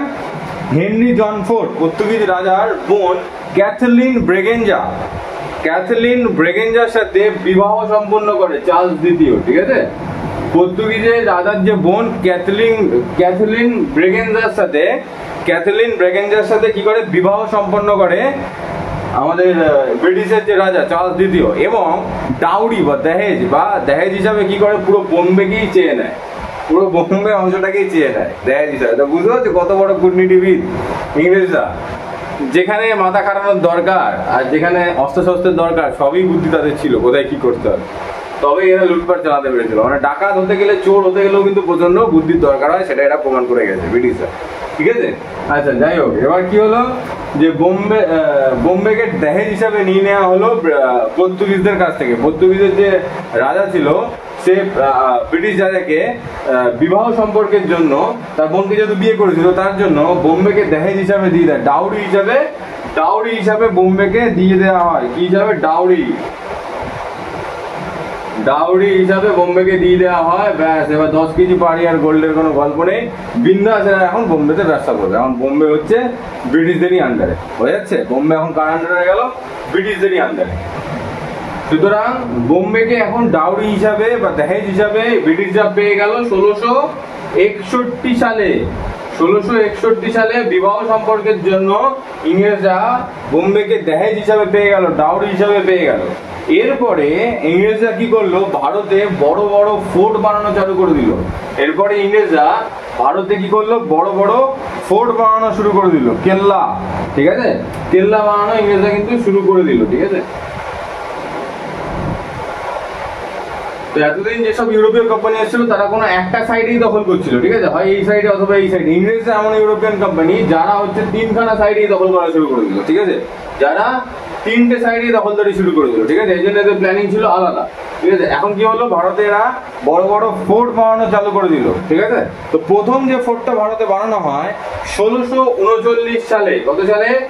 1639। 1639 সালে মাদ্রাজে ফোর্ট সেন্ট জর্জ বানানো হয়। কি বানানো হয়? মাদ্রাজে বানানো হয় ফোর্ট সেন্ট জর্জ, ঠিক আছে, সেন্ট জর্জ। 1639 সালে মাদ্রাজে ফোর্ট সেন্ট জর্জ বানানো হয়, যেটা 1637 সালে ব্রিটিশরা পেয়েছিল, ঠিক আছে। মাদ্রাজে ফোর্ট সেন্ট জর্জ বানানো হয়। আর সেই সময় এই ফোর্ট বা কেল্লা কিন্তু ডিফেন্স পারপাসে ইউজ করা হতো, যুদ্ধের জন্য ইউজ করা হতো ফোর্ট। এবার যখনই ফোর্ট বানানো শুরু করে তখনই ভারতীয় রাজাদের টনক নড়া শুরু করে। এতক্ষণ তো এরা ব্যবসা করছিল, আমাদের এদেরকে করের লোভে বেশি জমি দিলে এরা ফোর্ট কেন বানাচ্ছে, চল তো গিয়ে ধরি। তো ব্রিটিশদের ধরে আনা হলো, বলে যে তোমরা ফোর্ট কেন বানাচ্ছে, এখানে ফোর্ট বানানোর তোমাদের পারমিশন কে দিচ্ছে? তো ব্রিটিশরা রাজাদেরকে বুঝিয়ে দিল এই ফোর্ট কোনো যুদ্ধের জন্য নয় রাজামশাই, এটা হচ্ছে আমরা আমাদের খাদ্য স্টোর করবো, আমাদের মাল ফাল স্টোর করবো। আমরা যে বানাচ্ছি না ফোর্ট, এখানে আমাদের কোনো যুদ্ধের সামগ্রী থাকবে না, এখানে খুব সুন্দর হিসাবে মালটাল থাকবে, আর চাইলে আপনাকে একটু বেশি কর দিয়ে দেবো, কি আছে, আপনার কোনো চিন্তা নেই। তো রাজারাও খুশি হয়ে গেল, ঠিকই আছে, ওরা তো মালপত্রের জন্যই ফোর্ট বানাচ্ছে, ওরা তো যুদ্ধ করবে না আমাদের সাথে। তো রাজাদের এরকম মিথ্যে কথা বুঝিয়ে দেওয়া হলো, ঠিক আছে, ব্রিটিশদের তরফ থেকে। এবং এই মিথ্যের আড়ালে কি করা হলো? ফোর্টের মধ্যে যত অস্ত্র শস্ত্র সামগ্রী রেডি করা হলো। এমনকি এখন ব্রিটেন থেকে যেসব জাহাজগুলো ইন্ডিয়াতে আসছিল তার মধ্যে অস্ত্রকেও লুকিয়ে আনা হচ্ছিল, এবং সেই অস্ত্রকে ডাইরেক্টলি ফোর্টের মধ্যে নিয়ে গিয়ে জমা করা হয়েছিল। তখন তো এরকম ডিপার্টমেন্ট ছিল না সিবিআই গিয়ে রেড করবে, ঠিক আছে, তো ওখানে রেড করারও কেউ ছিল না। তো ওরা ইচ্ছা মতো ফোর্টের মধ্যে অস্ত্র সামগ্রী রেডি করছিল যে ভারতকে এবার দখল করা শুরু করবো, অ্যাটাক করা শুরু করবো। তো রাজাদেরকে মিথ্যে কথা বলা হয়, আড়ালে রাখা হয়, এবং তাদের মিথ্যে কথা বলে কি করলো, এরা ফোর্টের মধ্যে অস্ত্র শস্ত্রের সামগ্রী লোড করা শুরু করলো এবং যুদ্ধের প্রিপারেশন নিতে থাকে। তো প্রথম যে ফোর্টটা বানানো হয়েছিল সেটা হলো 1639 সালে, ঠিক আছে। প্রথম ফোর্ট বানানো হয়েছিল 1639 সালে। এরপর ইংরেজরা সব বন্দুক এনে এখানে স্টোর করতে থাকে, অথবা হস্তে ভান্ডার রেডি করতে থাকে। এর পরবর্তীতে 1668-তে, ঠিক আছে, ফোর্ট সেন্ট জর্জ মাদ্রাজে বানানো হয়েছিল 1639-এ, মনে রাখতে হবে। ফোর্ট কি? সেন্ট জর্জ, ঠিক আছে, ফোর্ট সেন্ট জর্জ মাদ্রাজে বানানো হয়েছিল 1639-এ, ঠিক আছে। এরপরে 1668-তে, 1668 একটু ভালো করে লিখি, কোন সাল? 1668 সাল, ঠিক আছে, 1668 এডি, ঠিক আছে। 1668 সালে বোম্বেতে একটি ফোর্ট বানানো হয়, মুম্বাইয়ে। কোথায়? বর্তমানে মুম্বাইয়ে একটি ফোর্ট বানানো হয় যার নাম দেওয়া হয় ফোর্ট বোম্বে, ফোর্ট বোম্বে, ঠিক আছে। 1668 সালে একটি ফোর্ট বানানো হয় যার নাম দিয়ে দেওয়া হয় ফোর্ট বোম্বে। অর্থাৎ এইভাবে তারা ওয়েস্টার্ন পার্ট, কোন পার্ট দখল করলো? ওয়েস্টার্ন পার্ট, যেহেতু বোম্বে স্থাপন করলো, বোম্বেতে স্থাপন করলো তাই জন্য ওয়েস্টার্ন পার্ট, এবং যেহেতু মাদ্রাসে ফোর্ট স্থাপন করলো তার জন্য সাউদার্ন পার্ট, তাই তো? তাহলে ওয়েস্টার্ন এবং সাউদার্ন পার্ট, অর্থাৎ পশ্চিম দিক এবং এবং দক্ষিণ দিক, এই দুটো দিক দিয়ে অস্ত্রশস্ত্র ভান্ডার করে ভারতকে ঘেরা শুরু করে দিল। ব্রিটিশরা ভারতকে ঘেরা শুরু করে দিল, ঠিক আছে। এই দুই জায়গায় অস্ত্রের ভান্ডার রেডি করে ব্রিটিশরা ভারতে আক্রমণের প্রিপারেশন নিতে থাকলো, ঠিক আছে। ভারতকে দখল করার প্রিপারেশন নিতে থাকলো এবং ভারতকে পুরোপুরি কবজা করার মতো অবস্থায় আসতে থাকলো। কিন্তু কিন্তু এইখানে এদের লোভ থামেনি, ঠিক আছে। এখানে এদের লোভ কিন্তু থামেনি, এরা ছিল প্রচুর লোভী, প্রচুর পরিমাণে লোভী ছিল। তো এরা কতটা লোভী ছিল এবং একটু শিক্ষিত লোভী ছিল, ঠিক আছে। এবার কেন গল্পটা কি ছিল, এদের নজর ছিল, এদের কিন্তু একটা খুব বাজে নজর ছিল এই বেঙ্গল এরিয়ার উপরে, ঠিক আছে। বেঙ্গল একটা বিশাল এরিয়া ছিল, বেঙ্গল এরিয়া। আর বেঙ্গল এরিয়ার উপর নজর কেন ছিল? বেঙ্গলে দুটো নদীর সমাগম ছিল, একটা হচ্ছে গঙ্গা আর একটা হচ্ছে এখান থেকে এসে ব্রহ্মপুত্র, ঠিক আছে। এবং গঙ্গা এবং ব্রহ্মপুত্র নদীর পলি দিয়ে যেহেতু বেঙ্গল তৈরি ছিল, তাই জন্য বেঙ্গল খুব চাষের জন্য উর্বর জায়গা ছিল, ঠিক আছে। বেঙ্গলের যে বর্তমান এরিয়াটা সেটা পুরোপুরি গঙ্গা এবং ব্রহ্মপুত্র নদের পলি দ্বারা নির্মিত, ঠিক আছে। সুতরাং চাষের জন্য খুব উর্বর জমি এই জায়গা থেকেই পাওয়া যেত, এবং ইন্টারন্যাশনাল মার্কেটে যেসব জিনিসপত্রকে প্রচুর ডিমান্ড ছিল তার চাষাবাদ কেবলমাত্র এই রিজিয়নেই পসিবল ছিল, ঠিক আছে। যেমন হচ্ছে চা, যেমন হচ্ছে আফিম, আর যেমন হচ্ছে ইন্ডিগো বা নীল, ঠিক আছে। বোঝা যাচ্ছে কি কি চাষ এখান থেকে করা সুবিধা হতো? সেটা হচ্ছে চা বা টি চাষ, এটা হচ্ছে আফিম বা অপিয়াম, আফিম, ঠিক আছে, বা অপিয়াম, আর একটা হচ্ছে ইন্ডিগো বা নীল চাষ, ইন্ডিগো বা নীল চাষ। এই তিন ধরনের চাষ যেটা ইন্টারন্যাশনাল মার্কেটে প্রচুর টাকায় বিক্রি হতো, যে জিনিসপত্রগুলো সেইগুলো এই রিজিয়ন থেকে, এই বেঙ্গলের রিজিয়নেই করা সম্ভব ছিল, কারণ এখানে জমি খুব উর্বর ছিল, ঠিক আছে। এখানকার জমি খুব উর্বর ছিল। আর এদের স্ট্র্যাটেজি কি ছিল? ব্রিটিশদের এরা চাইছে পুরো পৃথিবীকে নেশাগ্রস্ত করে দেওয়া, তাই জন্য এরা নেশা দ্রব্যের উপরে বেশি জোর দিত। এই যে টি এরও হালকা হালকা নেশা হয়, আমরা বলি না চায়ের নেশা লাগছে, একটু চা খেতে হবে, যদি আমি খাই না জানি না কিরকম নেশা। আফিমের নেশা ছিল মারাত্মক, ঠিক আছে। তো এরা চাইতো কি পুরো বিশ্বকে আমরা নেশায় ডুবিয়ে দেবো এবং আমরা একা ভালো থেকে পুরো টাকা কামিয়ে বেরিয়ে যাবো বিশ্বর কাছ থেকে, ঠিক আছে। তো এরা এরকম ভিলেন মেন্টালিটির লোকজন ছিল, এবং এরা কি করতো? নেশা দ্রব্য দিয়ে উৎপাদনের জায়গা খুঁজতে থাকলো, এবং এরা অ্যানালাইসিস করে বুঝে গেল এটা গঙ্গা এবং ব্রহ্মপুত্রের মিলিত এরিয়া দিয়ে তৈরি, এবং এখানেই এমন শক্তিশালী জমি পাওয়া যাবে যেখানে তারা এই নেশা দ্রব্যাদি উৎপাদন করতে পারবে, ঠিক আছে, চাষ করতে পারবে। এবং তার জন্য এদের চোখ ছিল বাংলার দিকে, ঠিক আছে, তার জন্য এদের চোখ ছিল বাংলার দিকে। কিন্তু এই সময় বাংলায় বা পুরো ভারতবর্ষে শাসন চলছিল ঔরঙ্গজেবের, মুঘল সম্রাট ঔরঙ্গজেব, যাকে জিন্দা পীর বলা হতো, ঠিক আছে। তো তার ভয়ে এরা কিছু স্টেপ নিতে পারছিল না। যারা যতই অস্ত্রশস্ত্র সঞ্চয় করুক না কেন, মুঘল সম্রাট ঔরঙ্গজেবের সাথে লড়ার ক্ষমতা এদের ছিল না। যারা যদি বাই চান্স লড়ি তো আমাদের স্থলে না জলেও নামিয়ে মারবে, ঠিক আছে, ঔরঙ্গজেব। তো ওই জন্য এখানে এখন চাপ নেওয়া যাবে না। যদি ঔরঙ্গজেবের সাথে মারামারি করতে যায় তো আমাদের খালি তো ডাঙায় মার খাবো না, জলেও নামিয়ে মারবে আমাদের, ঠিক আছে। তো অসুবিধা নেই, এখন আমাদের চুপচাপ থাকতে হবে, স্টেবল থাকতে হবে। তো বোঝা গেল? তো আজকে আমরা মোটামুটি পড়ে ফেললাম 1668 সাল পর্যন্ত, তাই তো? 1668 সাল পর্যন্ত। এরপরও একটা কোম্পানি এসছে, আরো দুটো কোম্পানি, সেগুলোকে আমরা দেখবো, এর মাঝামাঝিতেই এসছে, কিন্তু এটাকে আমরা পরের পার্টে দেখবো, ঠিক আছে। অনেকটা আজকে পড়ে ফেললাম আমরা, আজ এই অবধি তোমরা রিভাইজ করে নাও, পরের পার্টে এরপর থেকে আমরা আবার এগোবো, ঠিক আছে। চেষ্টা করবো, দেখি 3-4টে পার্টের মধ্যে যদি কমপ্লিট করে দেওয়া যায় পুরো ব্যাপারটাকে।